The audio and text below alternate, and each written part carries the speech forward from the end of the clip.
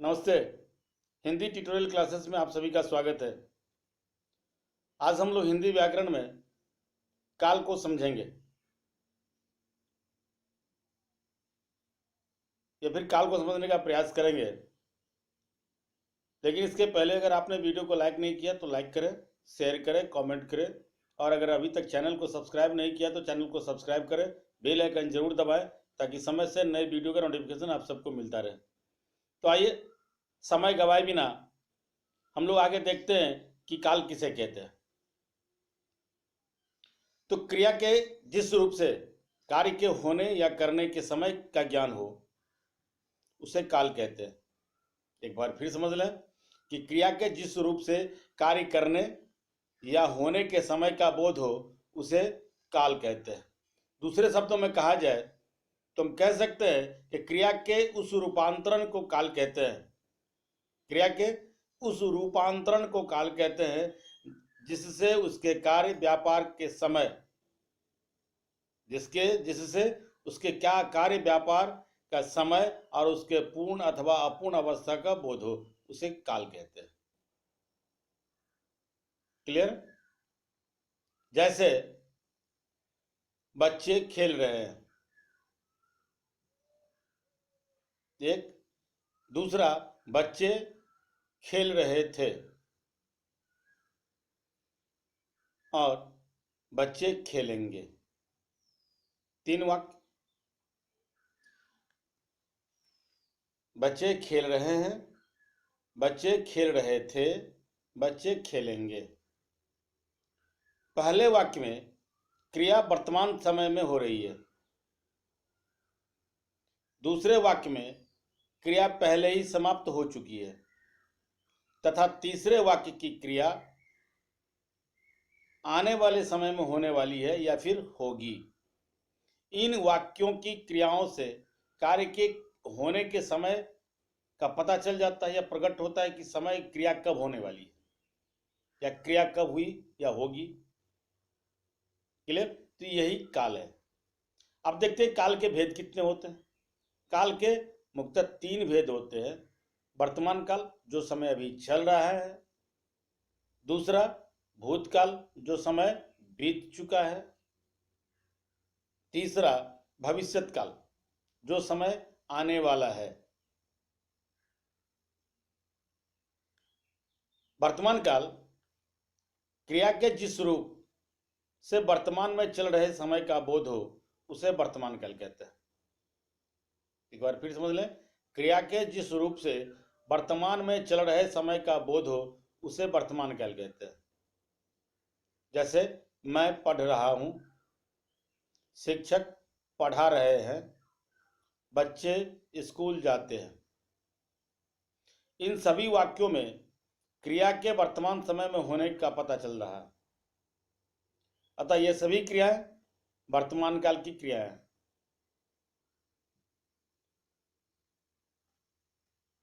वर्तमान काल की पहचान के लिए वाक्यों के अंत में देखते हैं हम लोग कि प्रायः ता है, ती है, ते है या ता हैं, ती हैं, ते हैं आदि ऐसे शब्द लगे होते हैं। अब वर्तमान काल के भेद। वर्तमान काल के भेद को लेकर दो प्रकार की राय है।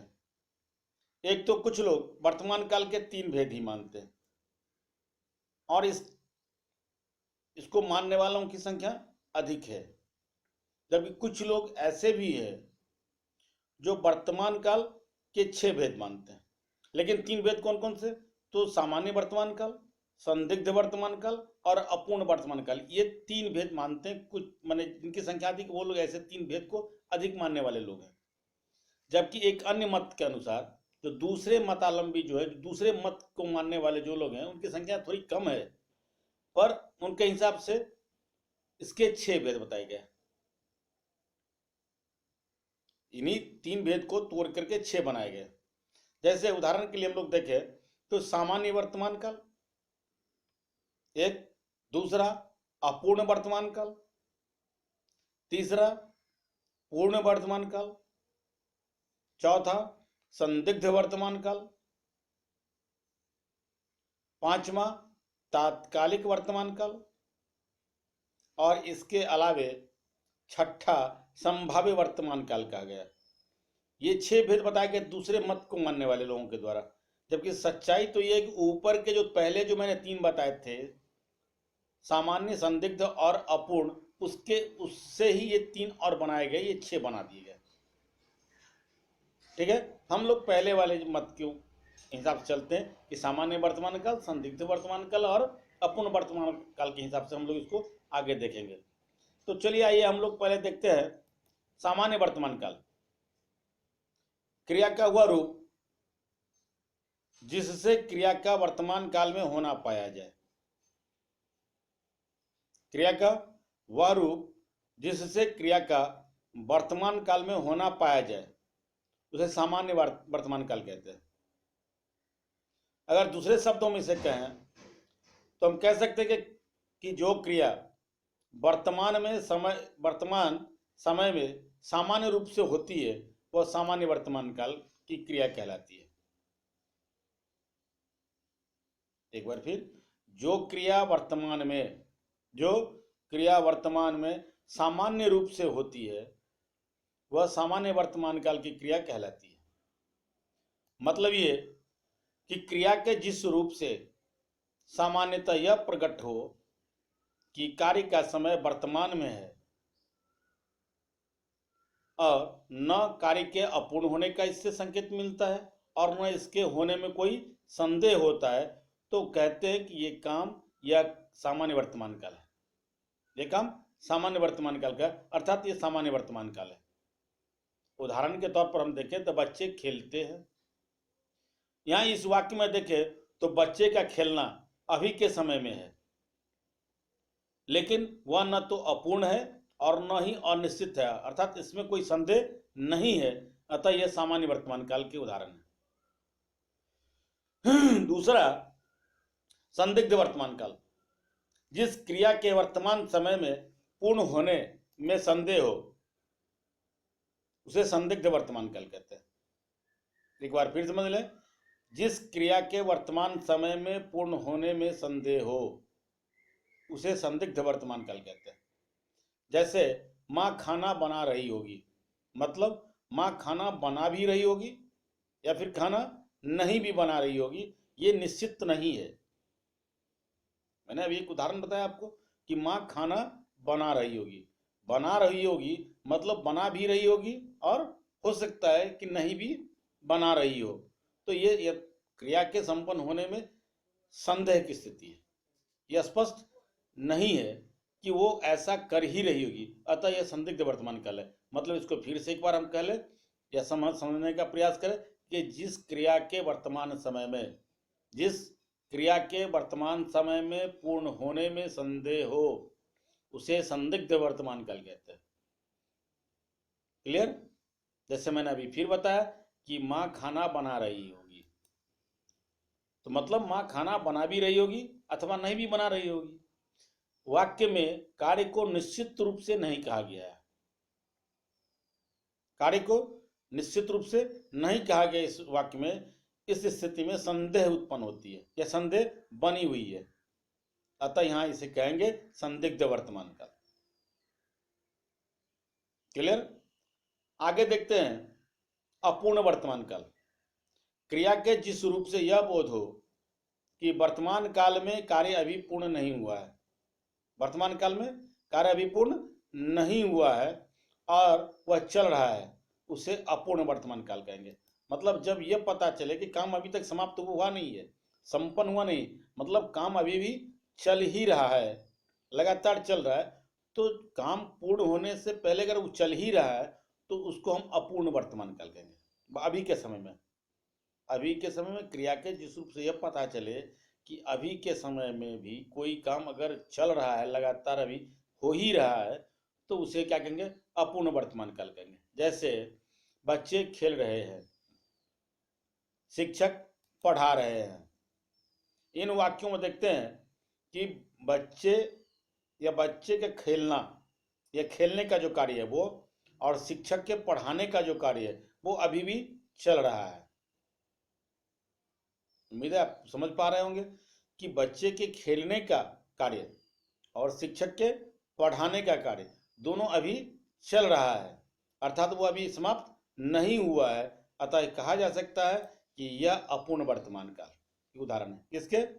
अपूर्ण वर्तमान काल के उदाहरण, चूंकि काम अभी चल ही रहा है, काम संपन्न हुआ नहीं है, तो यह अपूर्ण वर्तमान काल के उदाहरण है।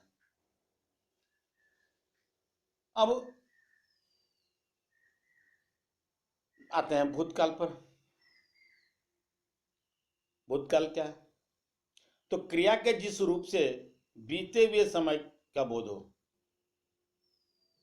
क्रिया के जिस रूप से बीते हुए समय का बोध हो उसे भूतकाल कहते हैं। जैसे वह आ चुका था, मैंने पुस्तक पढ़ ली थी,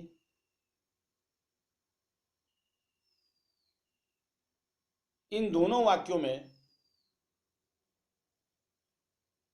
बीते हुए समय में क्रिया के होने का बोध होता है। मतलब जो समय बीत चुका है उसमें ही क्रिया के हो जाने का बोध होता है। मतलब काम अभी नहीं हो रहा है, जो समय बीत चुका है उसमें ही काम होने का बोध होता है। जो समय बीत चुका उसमें वो काम हुआ था।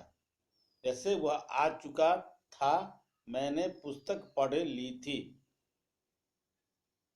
इन दोनों वाक्यों में गौर करें तो उससे इसकी क्रिया से यह पता चलता है कि क्रिया अभी नहीं हो रही है, बल्कि क्रिया जो समय बीत चुका है, बीते हुए समय में यह क्रिया हुई थी, यह काम ये हुआ था। अतः ये सभी भूतकाल की क्रिया है। अतः भूतकाल में ये वाक्य है। ठीक। भूतकाल को पहचानने के लिए वाक्य के अंत में देखते हैं प्रायः था, थे, थी आदि लगे रहते हैं। अक्सर था, थे, थी लगे ही रहते हैं भूतकाल की क्रियाओं में सामान्य रूप से। अब देखें भूतकाल के भेद देखें तो भूतकाल के भेद 6 होते हैं। याद रखेंगे, भूतकाल के 6 भेद होते हैं। सामान्य भूतकाल, दूसरा आसन्न भूतकाल, तीसरा पूर्ण भूतकाल, सामान्य, आसन्न, पूर्ण, इसके बाद अपूर्ण भूतकाल, इसके बाद अपूर्ण भूतकाल, फिर इसके बाद देखते हैं हम लोग संदिग्ध भूतकाल, ये 5वां संदिग्ध भूतकाल, और छठा है हेतु हेतु मध्य भूतकाल। ये भूतकाल के 6 भेद है। ये भूतकाल के 6 भेद है। छठा हेतु हेतु मध्य भूतकाल। याद रखेंगे कि भूतकाल के 6 भेद होते हैं। तो सबसे पहले आइए हम लोग देखते हैं कि सामान्य भूतकाल क्या है। क्रिया के जिस रूप से काम के सामान्य रूप से बीते हुए समय में पूरा होने का बोध हो। याद रखेंगे, क्रिया के जिस रूप से काम के सामान्य रूप से बीते हुए समय में पूरा होने का बोध हो उसे सामान्य भूतकाल की क्रिया कहेंगे या सामान्य भूतकाल कहेंगे। जैसे उदाहरण के लिए वह आया, राम ने रावण को मारा। इन वाक्यों में क्रियाएं बीते हुए समय में हो रही हैं, हो चुकी हैं या हो गई हैं, पूरी हो गई हैं। वह आया, यहां भी उसके आने की जो क्रिया है वो बीते हुए समय में ही पूरी हो गई है। ठीक। दूसरा है कि राम ने रावण को मारा। राम ने रावण को मारा, तो यहां भी देखते हैं कि रावण को मारने की जो क्रिया है वो भी बीते हुए समय में ही संपन्न हो चुकी है, अर्थात पूरी हो गई है। इस प्रकार हम कह सकते हैं ये सामान्य भूतकाल की क्रिया है।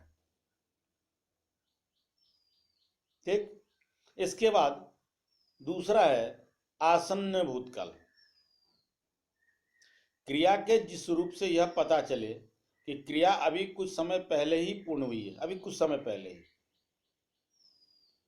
और उसे आसन्न भूतकाल कहेंगे। मतलब ये क्रिया के जिस रूप से यह पता चले कि क्रिया अभी कुछ समय पहले ही, अभी कुछ समय पहले ही पूर्ण हुई है, उसे आसन्न भूतकाल की क्रिया कहेंगे। इससे क्रिया की समाप्ति निकट या तत्काल ही सूचित होती है।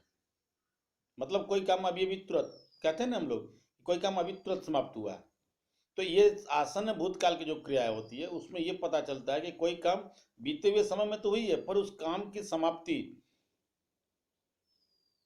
ठीक, या फिर उसकी पूर्णाहुति तुरंत, अभी तुरंत क्षण, एक क्षण पहले, मतलब तुरंत पहले अभी हुआ है, मतलब उसे कहते हैं ना कि उसकी समाप्ति निकट में या तत्काल ही सूचित होती है, तो उसे कहते हैं आसन्न भूतकाल की क्रिया कहते हैं।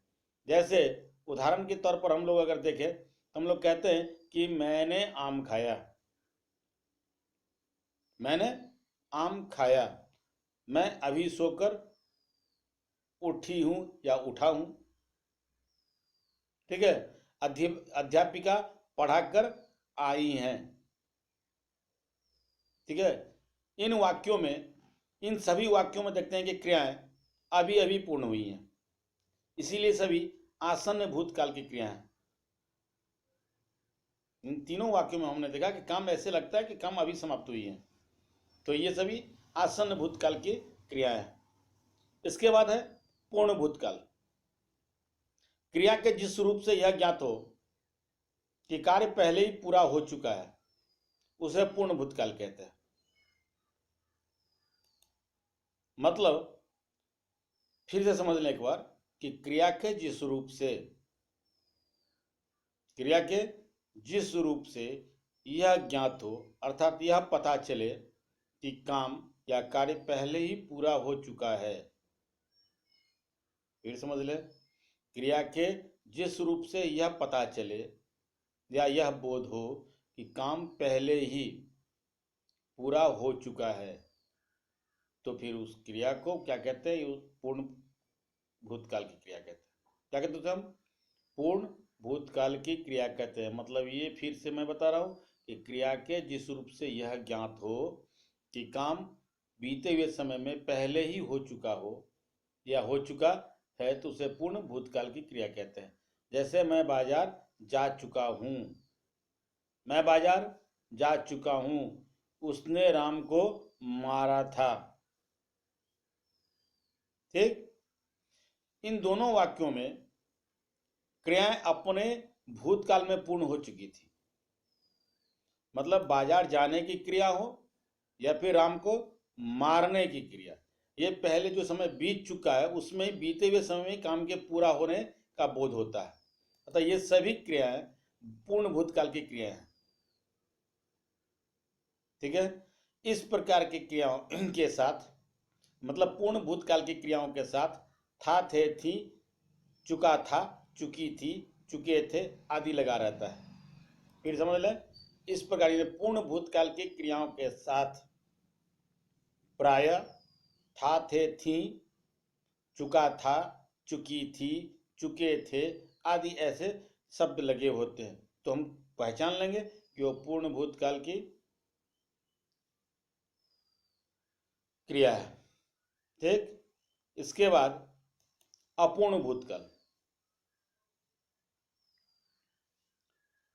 जिस क्रिया के या जिस क्रिया से यह ज्ञात हो, यह पता चले, या जिस क्रिया से यह बोध हो कि भूतकाल में कार्य संपन्न नहीं हुआ था। फिर समझ लें, क्रिया के जिस रूप से यह बोध हो या क्रिया के जिस रूप से यह पता चले कि कार्य भूतकाल में, अर्थात बीते हुए समय में, जो समय बीत चुका है उसमें कार्य संपन्न नहीं हुआ था, अर्थात उसका संपन्न होना भी बाकी था। दूसरे शब्दों में कहें तो काम उस समय चल ही रहा था, तो उसे अपूर्ण भूतकाल की क्रिया कहते हैं। एक बार फिर समझ लें कि जिस क्रिया से यह ज्ञात हो कि भूतकाल में कार्य संपन्न नहीं हुआ था, मतलब कार्य चल ही रहा था, तो उसे अपूर्ण भूतकाल की क्रिया कहते हैं। क्या कहते हैं उसे? अपूर्ण भूतकाल की क्रिया कहते हैं। जैसे श्याम जा रहा था, वे गाना गा रहे थे, तो श्याम जा रहा था और वे गाना गा रहे थे। तो इन दोनों ही वाक्यों में देखते हैं कि कार्य जो है अतीत में आरंभ होकर भी पहले आरंभ हुआ था और उसके पूर्ण होने का पता नहीं चलता, मतलब वो अपूर्ण होने का पता चल रहा, मतलब कार्य आरंभ हुआ था पर कार्य की समाप्ति नहीं हो पाई थी। काम बीते हुए समय में आरंभ हुआ था पर उसकी समाप्ति नहीं हो पाई थी। तो इस प्रकार की जो क्रिया है वो अपूर्ण भूतकाल की क्रिया है, अर्थात उसे अपूर्ण भूतकाल के उदाहरण कह सकते हैं। ठीक, इसके बाद है संदिग्ध भूतकाल। भूतकाल की जिस क्रिया से भूतकाल की जिस क्रिया से कार्य के होने में अनिश्चितता अथवा संदेह प्रकट हो उसे संदिग्ध भूतकाल कहते हैं। फिर समझ लें कि भूतकाल की जिस क्रिया से कार्य के होने में अनिश्चितता अनिश्चितता अथवा संदेह प्रकट हो तो उसे संदिग्ध भूतकाल कहते हैं। इस प्रकार की क्रिया या इस प्रकार के क्रियाओं से ये पता चलता है काम हुआ हो, इसमें थोड़ा संदेह रहता है। काम के होने में थोड़ा संदेह रहता है कि भूतकाल में भी काम हुआ था या फिर काम होना बाकी रह गया था, हुआ भी था या फिर नहीं हुआ था। इस पर थोड़ा जब संदेह रह जाए बीते हुए समय की क्रियाओं के साथ, याद रखेंगे, जब बीते हुए समय में क्रिया के होने में संदेह हो कि काम हुआ भी था या नहीं हुआ था, तो इस प्रकार की जो क्रिया होगी वो क्या कहलाएगी, संदिग्ध भूतकाल की क्रिया कहलाएगी। जैसे उदाहरण के तौर पर हम लोग देखें कि बस छूट गई होगी, दुकानें बंद हो चुकी होंगी। बस छूट गई होंगी तो बस छूटी भी होगी और हो सकता है कि बस नहीं भी छूटी हो। ठीक, संभव है ये तो निश्चितता के साथ नहीं कहा जा सकता कि बस उसको छूट ही गई, और ये भी नहीं कहा जा सकता कि बस उससे नहीं छूटी। ठीक है ना, इसमें होने में थोड़ा संदेह है, तो ये संदिग्ध भूतकाल है। इसी तरह के दूसरे उदाहरण को जैसे मैंने लिया या आप लोगों ने लिया कि दुकानें बंद हो चुकी थी, सॉरी थी नहीं, चुकी होंगी। दुकानें बंद हो चुकी होंगी। दुकानें अगर बंद हो चुकी होंगी तो जरूरी नहीं है कि दुकानें बंद हो ही चुकी होंगी। हो सकता है दुकान बंद होगी, हो सकता है दुकान बंद नहीं भी हो, मतलब निश्चितता के साथ कुछ भी नहीं कहा जा सकता। तो यहाँ इस प्रकार के जो उदाहरण है वो संदिग्ध भूतकाल के उदाहरण हो सकते हैं। यहाँ क्रिया से भूतकाल में काम पूरा होने में संदेह होता है, संदेह होने का पता चलता है। इन दोनों ही वाक्यों में बस छूट गई होगी या फिर दुकानें बंद हो चुकी होंगी, इन दोनों ही वाक्यों की क्रियाओं से यह पता चलता है कि क्रिया जो है भूतकाल में हुई होगी, इस पर थोड़ा संदेह होता है। ये स्पष्टता के साथ नहीं कहा जा सकता देखिए ऐसा हुआ ही होगा या फिर नहीं हुआ होगा, ये पूरी स्पष्टता के साथ नहीं कहा, इसमें थोड़ा संदेह बना हुआ रहता है। जब संदेह बना हुआ तब हम कह सकते हैं कि ये संदिग्ध भूतकाल के उदाहरण है। ठीक है, ये सभी भूतकाल की क्रियाएं हैं, ऐसा कहा जा सकता है। ठीक, अब है छठा हेतु हेतु मध्य भूतकाल। हेतु हेतु मध्य भूतकाल, यदि भूतकाल में एक क्रिया के होने या न होने पर दूसरी क्रिया, फिर समझे कि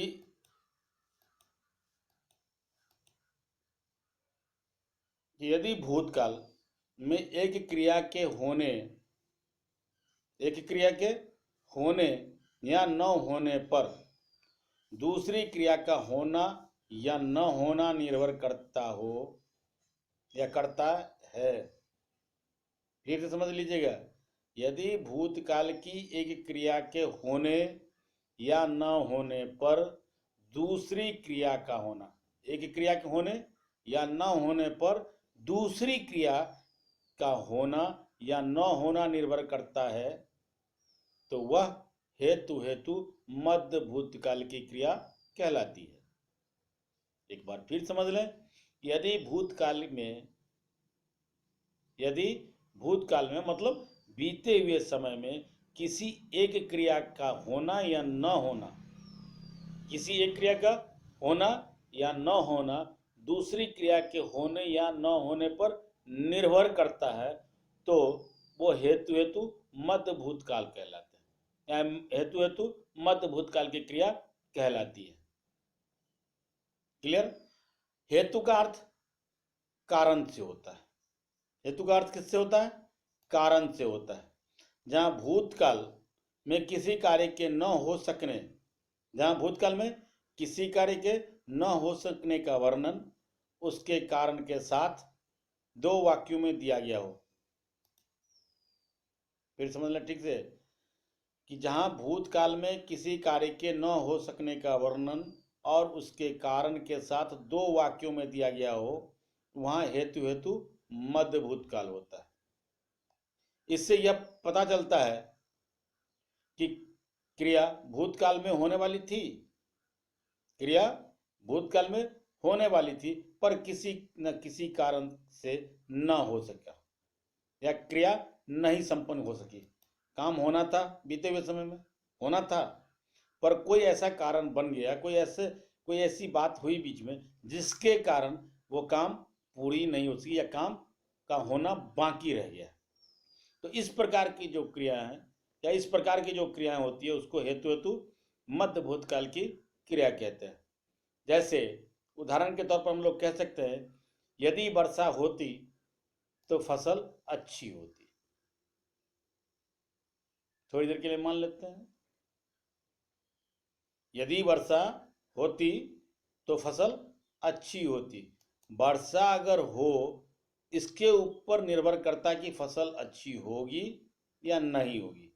फसल अच्छी होती या नहीं होती, होना, अच्छी फसल के होना निर्भर करता है कि अगर वर्षा हुई होती तो। यदि वर्षा होती तो फसल अच्छी होती, मतलब वर्षा नहीं हुई तो फसल भी अच्छा नहीं हुआ।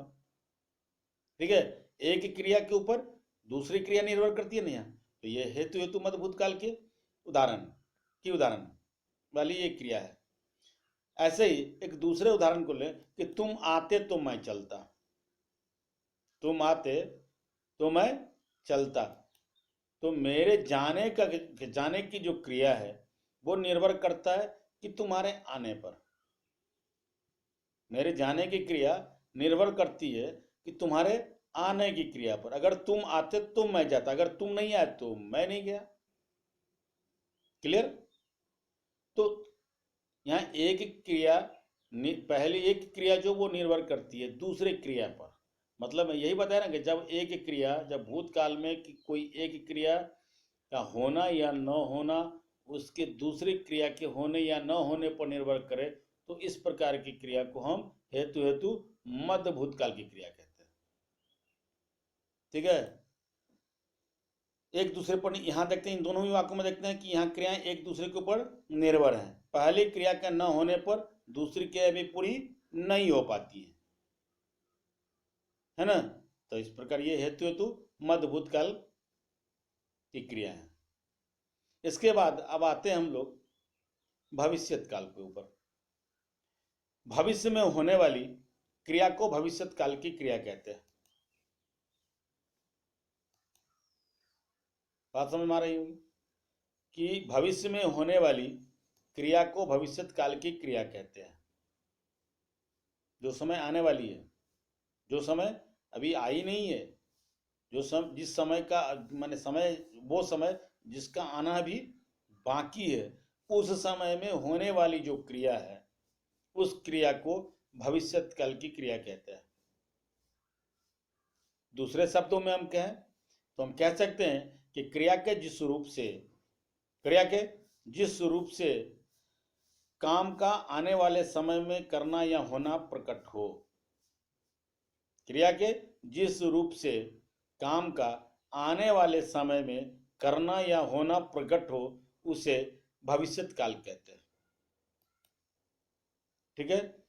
जैसे मैं कल घर जाऊंगा, मैं कल घर जाऊंगा, किसान बीज बोएगा। मैं कल घर जाऊंगा, किसान बीज बोएगा। यहाँ क्रियाओं से ये पता चलता है कि ये सब क्रियाएं घर जाने की क्रिया हो या फिर किसान के द्वारा बीज बोने की क्रिया है, ये सारी क्रियाएं आने वाले समय में पूरे होंगे। इसलिए ये सभी भविष्यत काल की क्रियाएं हैं। भविष्यत काल की क्रियाओं की पहचान के लिए वाक्य के अंत में प्रायः गा, गे, गी आदि लगे होते हैं। भविष्यत काल के 3 भेद होते हैं। एक सामान्य भविष्यत काल, दूसरा संभाव्य भविष्यत काल और तीसरा हेतु मध्य भविष्यत काल। याद रखेंगे, भविष्यत काल के 3 भेद होते हैं। कितने? भविष्यत काल के भी 3 भेद होते हैं। पहला सामान्य भविष्यत काल, दूसरा संभाव्य भविष्यत काल और तीसरा हेतु मध्य भविष्यत काल। ठीक। अब सामान्य भविष्यत काल किसे कहते हैं? ठीक। तो क्रिया के जिस रूप से उसके भविष्य में सामान्य ढंग से होने का पता चलता है। फिर समझेंगे, क्रिया के जिस रूप से उसके भविष्य में सामान्य ढंग से या सामान्य प्रकार से होने का पता चलता है, उसे सामान्य भविष्यत काल कहते हैं। मतलब क्रिया का वो रूप जिससे आने वाले समय में किसी काम के सामान्य रूप से, एकदम सामान्य तरीके से कोई काम होने वाला है, होना उसका है, तो हम कहेंगे वह सामान्य भविष्यत काल की क्रिया है। क्रिया के जिस रूप से, फिर समझ लें दूसरे तरीके से, कि क्रिया के जिस रूप से वो समय जो अभी आया नहीं, आने वाला है समय, उस समय में कोई काम सामान्य रूप से होने वाला है। अगर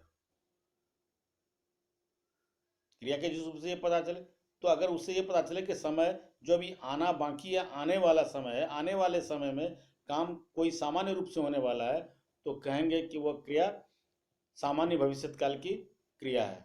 मतलब इसको ही हम दूसरे तरीके से कहते हैं, क्रिया के जिस रूप से उसके भविष्य में सामान्य रूप से होने का पता चलता है, उसे सामान्य भविष्यत काल की क्रिया कहते हैं। क्लियर? जैसे मैं घर जाऊंगा, वह स्कूल जाएगी। मैं घर जाऊंगा, वह स्कूल जाएगी। यहाँ दोनों ही उदाहरण भविष्य में सामान्य रूप से काम के होने की सूचना दे रही है।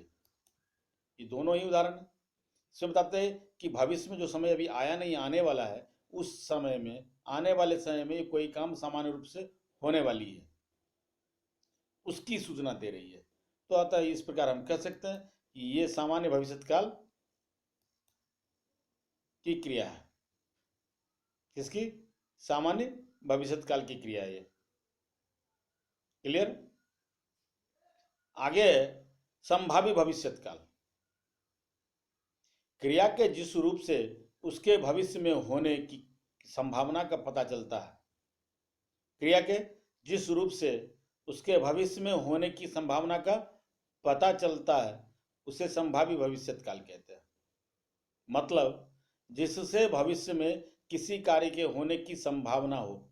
एक तो भविष्य की बात है और उसमें भी उसकी संभावना की बात है। एक तो समय जो आया नहीं उसकी हम लोग बात करते हैं, और उसमें भी सिर्फ संभावना को तलाशते हैं कि एक तो आने वाला समय, ऊपर से उसमें संभावना। अगर ऐसी कोई क्रिया हो जिससे यह पता चले कि आने वाले समय में, जो समय अभी आया नहीं है, उस समय में कार्य होने की संभावना अगर व्यक्त होती हो, माने का पता चलता हो कि काम होने की संभावना है,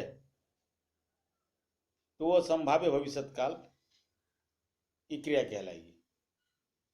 ठीक, जैसे उदाहरण के तौर पर हम लोग कहते हैं, एक मान के चलो चलते हम लोग बात करते हैं कि धैर्य रखो, संभव है परीक्षा में तुम्हें अच्छे अंक प्राप्त हो।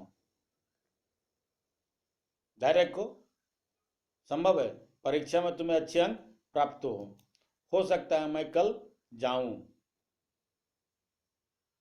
हो सकता है मैं कल जाऊं, वहां जाऊं, कहीं भी।